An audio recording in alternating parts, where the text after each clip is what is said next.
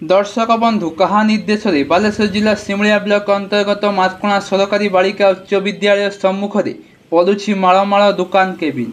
स्थानीय सिमुलिया प्रशासन सबू जाशुनी कहीं चुप ना कौन राजनैतिक दलर नेता मान चापरी प्रशासन हाथ खाली।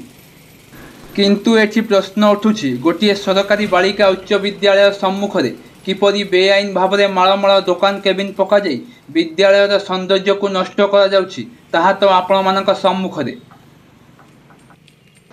यह कौन अपघंच इलाकार दृश्य नुहे, यह खोद सिमुलिया तहसिल ठारू एवं आरआई ऑफिस ठारू मात्र 200 मीटर दूर में अवस्थित।